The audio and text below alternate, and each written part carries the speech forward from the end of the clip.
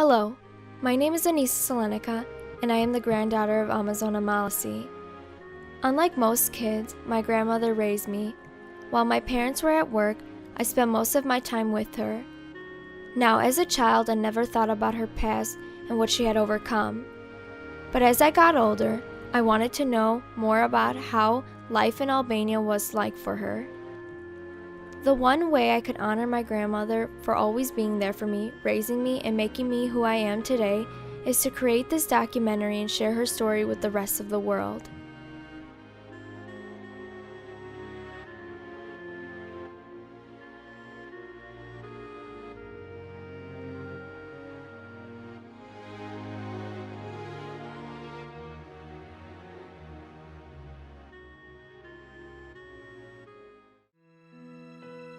Hidden in the shadows, Albania, a small Balkan country bordering Greece, Serbia, and Macedonia, changed from an absolute monarchy into a communist country almost overnight. In 1939, the world was at its greatest panic when the thought of another outbreak of a war seemed possible. Shortly before the start of World War II, Italy invaded the Albanian kingdom, forcing Albanian King Zog I into exile. Albania started its resistance and movement for liberation, but not in a united front. There were many ideologies for some time now for the future of Albania. However, communists gradually gained momentum in 1941 when Enver Hoxha became the leader of the Albanian Communist Party. After the war, the new government sent special operations to destroy any opposition, confiscated private property, and created labor camps by which families were torn apart and struggled to survive. At only 2.5 years old, Amazona Malasi and her mother were put in an internment camp, leaving her 2 older brothers behind. In 1946, many Albanian soldiers, including my father, were stationed in Greece during World War II. However, before they left, they were told to gather all their things and leave nothing behind. After that, the Albanian communist soldiers escorted my mother and I out of our own home. They took us into a van and we were sent into an internment camp in Berat. We stayed there for a few days and were sent to a new camp in Kuchov. We were treated very bad. We were scared and we were stressed out. I was just a child, but my mother was very worried about her sons and she worried about me. She lived in fear because she thought I could die in the streets of Berat and Kuchov. She and all the ladies in the camp went to work in the fields. There was this officer with a horse and a beaten stick in his hand. He would threaten my mother and the ladies that if they cut the top of the potato, he would cut their heads off. My mother was scared because she was well known in the city. She would leave us with this older lady who could barely take care of herself to watch over us. It was very hard. We wanted water and we couldn't even get any. The country's economy was declining and failed to meet the standards. The victims barely had food and water. They were given small portions and suffered from starvation. Zeynep was very upset that she was away from her husband and sons. Women were forced to do physical labor. They worked through hot days and cold nights. When Zeynep would walk the fields, she saw children dying in the ditches. She would say, "God forbid this would happen to my daughter, because if she were to die here, I would never see her again." It broke her heart and left her worrying.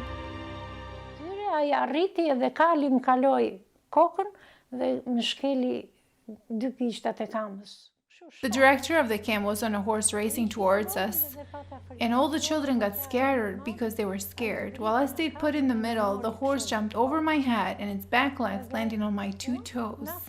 I was little and I didn't know any better, so I began to cry as the man came up down from this horse. He grabbed me and out of fear, I peed on his suit. After years of struggling through the internment camp, day and night of endless work seemed to pay off. Because as the soldiers in Albania were coming back home, Amazona and her mother were one of the few to have received a letter saying they were allowed to be released from the internment camp. Zeynep was unfamiliar with the location outside of the camp. It was dark and she was scared to stay in the streets or a nearby shelter home because there were communists everywhere. Even with the letter in her hand saying she and her daughter were released, anyone who catches them leaving has every right to put them in a new camp. Zeynep didn't want anyone to know who she was. It seemed their fate took a turn for the better when a man stopped to pick them up. He asked us where we were going, and we responded, Elbasan. He continued to ask questions like, whose family are we from, and where did we live, and we said, Charaga. With no hesitation, he told us to get in. They arrived at Zenep's in-laws' house. She knocked on the door to see if anyone would respond. Her mother-in-law was very concerned to who this woman was, because Zenep had lost so much weight. It was hard for Amazona's grandmother to believe it was really them. So much time has gone by, and it seemed they'd still be at the camp. Zenep begged and pleaded to let her in the house. It wasn't the mercy that Zenep gave her that finally convinced her to let him in, but it was when she saw her granddaughter through the window. They finally let us in, as I saw my brothers and we embraced in a hug. Amazona's maiden name, Leshanaku, caused much tension in the country. What was it about her family name that easily made her a target? Alush Leshanaku ka lindur në vitin 1913 edhe unë jam vajza e Alush Leshanakut. Alush Leshanaku was born in 1913 and I am his daughter. He had strong views against the Communist Party. He despised the way they treated others, under rules that seemed very one-sided. Alush was part of the anti-communist movement already, very unwelcomed in Albania. Alush was sent to Rome, Italy, in which he studied about being a physical education teacher for high schoolers.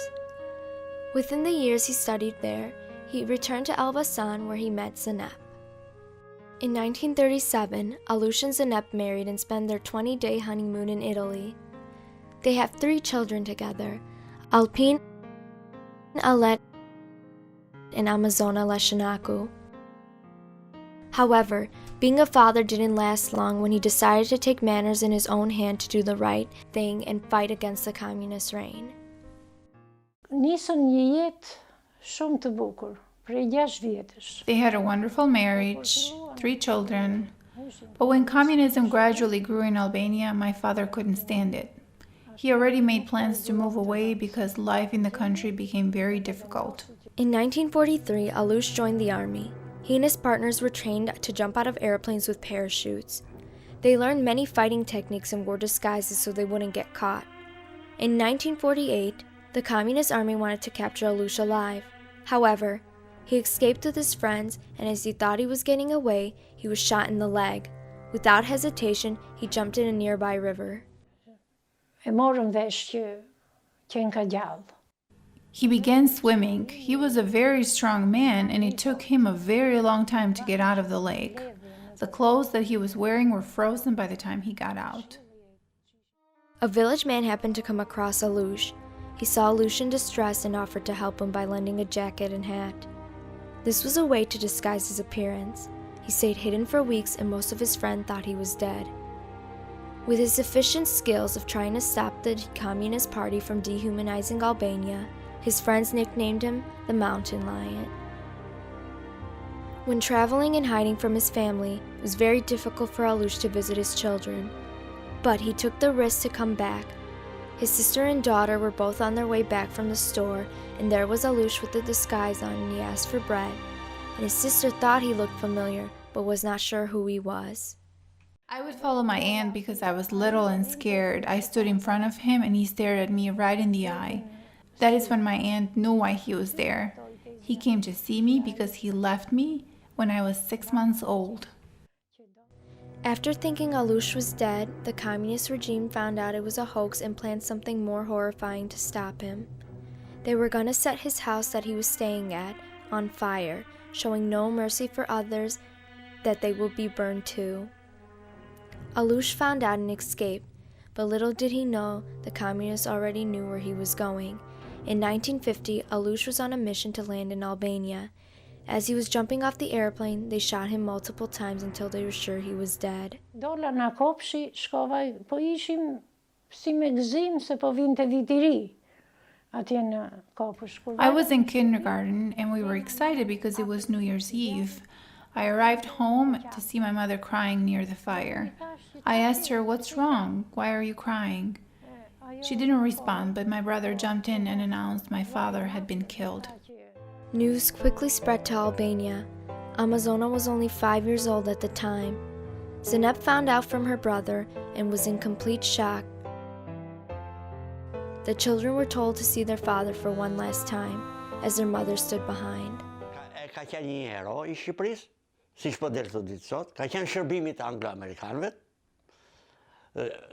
ka marrë pjesë në Shqipërinë e lirë, ose He was a hero. He knew that the communists were evil and wanted to stop them. Even though he didn't live to see the success, he made an impact on society in Albania. se kërkonte votën e lirë të individit. About a decade later, Amazona was starting high school. She was an excellent student and very intelligent. She tried her hardest to show others what she was capable of. No matter how great her grades were, she was not granted her name on the honor roll. And she was told she would not amount to anything. Po shkoja në shkollë, ishe në vitin e dytë gjimnas. Në vitin e parë, vitin e dytë. Dhe qupe dajiut më kërkoj një kokër hurë. I was in high school and I was a sophomore at the time. One of my uncle's daughters asked me for one persimmon and I climbed the tree before I left to school. I grabbed the persimmon and I put it in my mouth, and as I got down the tree, the branch snapped and I fell. I was badly injured. I broke my arm and leg. Amazona was rushed to a hospital in Tirana. She received an inefficient surgery to her leg and arm. Zeynep came to see if she was okay. However, she was not allowed to stay with her daughter because of who her husband was. She begged for him to let her stay that one night. It took 3 months for her leg to finally heal. Ishe në klasën e 4, ishim të 3 fëmijët neve kemi qenë të shkëlqyshëm në mësime. My brothers and I had a really good relationship. We were taught by a very warm and loving mother. We loved each other and carried each other's worries every day. The 3 siblings had difficulty in continuing their education, but it was their strong bond that kept them together and hopeful. Both Atlet and Alush went to school to become teachers just like their father. They were not granted their teaching license, which made them lose hope, but they took up any job that would help them feed the family. Zeynep Leshenako was such a loving mother to her children. Her hard work helped them realize their widowed mother would do anything for them. Amazona helped her mother by working with her aunt to try to put food on the table. Neve u rritëm shumë keq, pa bukë, pa gjë. Dhe kur vinte shkretër në puna, thoshte që keni ngrenë bukë. Gjyshja I thoshte, po jo, me nepi ku do ta gjeshim bukën. Shkreta ishte e detyruar të shkonte, t'i kërkonte komshijes para. We did not have any food. She would come back home from work and ask, "Did you eat anything?" My grandmother would respond, "No, we could not find food." It was an ongoing struggle. My mother worked in the water sewer and cleaned the drains for 15 years. My brothers were old enough to work and they struggled a long time to find work. When they finally did, my mother stopped working. She was exhausted. In 1966, Amazona met Hector Malasi at her house, where he went to pay the respects for the passing of her grandmother. Kam pasur një lidhje familjare, vajte për një sebeb në familjen e Alush Leshenakut, ku ishe prezente e shoqja, një grua. My friend's mother passed away and I went to give my condolences to them. I had met Amazona there. She was very sweet and funny. Kur vdiq gjyshja ime, Hector had arrived to give his condolences to my family, and that is where he saw me. He really liked me and asked for my hand in marriage. të ngushëllim. Then he later announced to the whole family that we were engaged. Before the couple could continue with the wedding, Amazona had faced a problem. She could not buy a beautiful white wedding dress because it was not allowed in the country to even wear a dress. She didn't know what to do other than to use her old white dress from her wardrobe. Then on June 25, 1967, Amazona and Hector Malasi married. Martesa që e shumë e barë, mora një grua shumë të mbi. Duke punuar 3 vjet. My wife is a hard-working woman. She cared for everyone, especially our kids and I. Prapë në Amazona was always looking for work, but since she couldn't find a job, it was hard. I was willing to work 3 jobs to support my family. She decided to help me by secretly working in the house as a seamstress.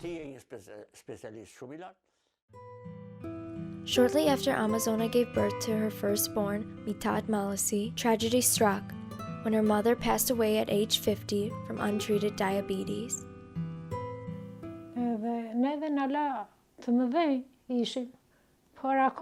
We were a lot older, but we still needed her. She was the loveliest woman ever. The young couple began their journey together and soon became parents of 3.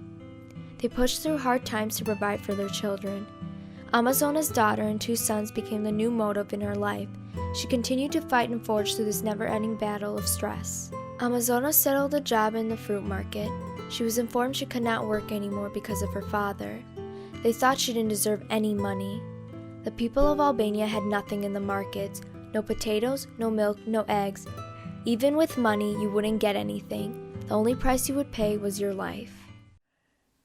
Kur u martova, masi kishe lindë dhe vajzën, më lajmëruan, ishin në punë dhe më thanë që ti nuk do vish ma në punë. All of my co-workers respected me. I was very hardworking and my manager had a difficult time having to fire me. Në kohën e komunizmit kemi pas shumë frikë si do jetoshim. In those years, we were scared and stressed every day and didn't know how we were going to keep up because we didn't have anything. There was nothing in the markets, no potatoes, no milk, no eggs. The milk supply would come early in the morning and I had to wake up at 2 o'clock in the morning to wait in line to buy 1 bottle of milk for the whole family. That was very difficult for me because I had an infant at home. She worked from 5 o'clock in the morning to 10 o'clock at night every day. I mean, no Sundays off, every day. And she was so worried. She was so worried to feed us. She said, oh my God, every day she said that, I hope I'm gonna have enough money to buy you guys food and clothes. And because what my father was making, he couldn't help the family. So it was so hard. That's why she had to do this job in the side, like hiding so no people knew, because if they knew, they will take her in a concentration camp or they will arrest her because she had no rights to work. Në punë më kanë trajtuar shumë keq. Për arsye, sepse isha një specialist I lartë. It was hard for me to find a job because of my father-in-law and wife. They knew she was an anti-communist, and they told me I was not allowed to work unless I changed my opinion on communism. All these thoughts ran through my head. How was I going to live? My children were young and I needed to feed them. Both of my brothers finished professional training schools to become teachers. They applied for a teaching job, but they were denied. They were devastated. Every time we went to Elbasan to my uncle's, my mom had to see her brothers. We were so afraid somebody will follow us, you know, for what? And she was so worried about that because she didn't want to put her brothers in trouble too.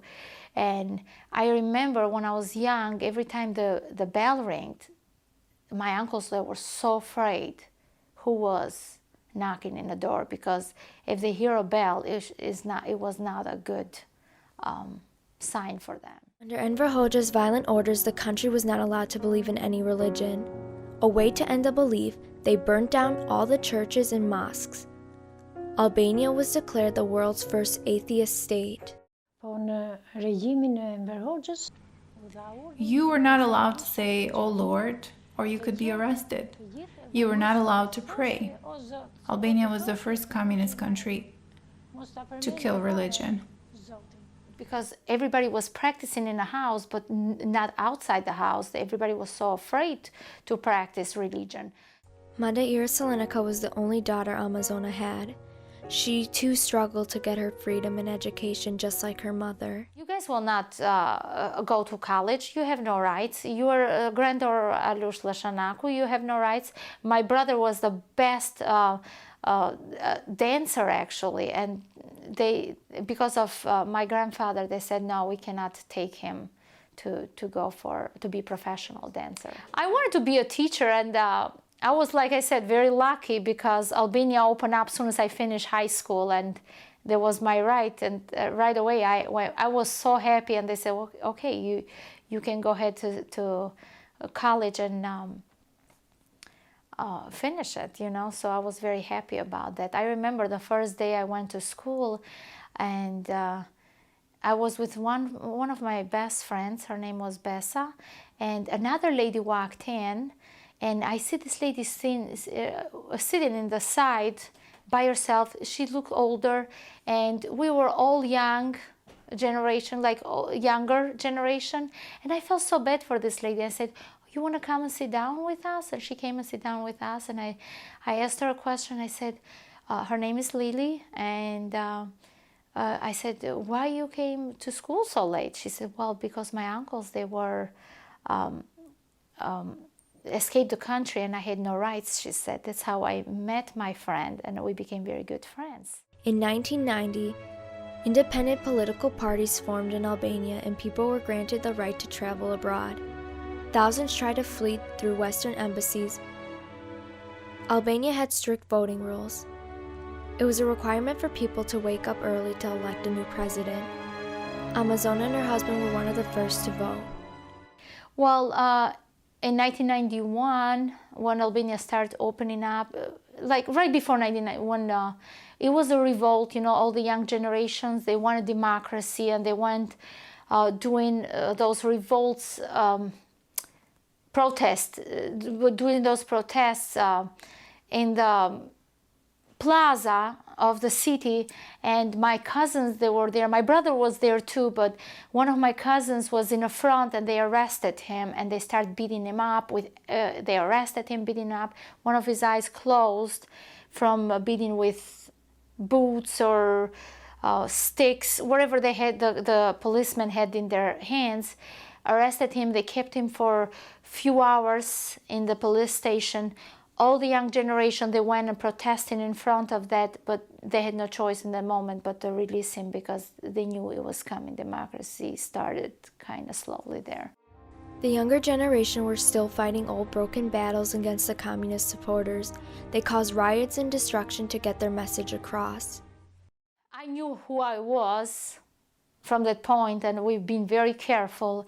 And I remember every time I meet friends or family, there were some anti-communist friends, and they were so respectful towards my mom, my grandfather, and every time they knew, people say, oh, this is the granddaughter of Alush Lashanaku. And they said, your grandfather, they called him Professor Alush, was one of the best men. He fought for his country. He wanted democracy. And it felt so good to me to hear that from so many people. After becoming a teacher, Madeira met her soon-to-be husband Hassan Salonika in Elbasan. Lili was first cousins with Hassan and really good friends with Madeira.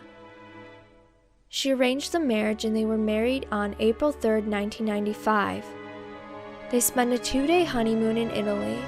Madeira was the first in her family to go to America and experience what they had to offer. After almost 2 years passed, as she was away from her daughter, in 1997, Amazona applies for a visa and successfully obtains it. Unë ndjeva shumë e lumtur, se do shikoje çupën, se do me lindte edhe një mbes. The day I arrived in America, well, I never thought I would be here. I got to start a new life. When I arrived here, I received freedom, doctors, food, basically everything. In Albania, I was in the dark. Here I'm in the light.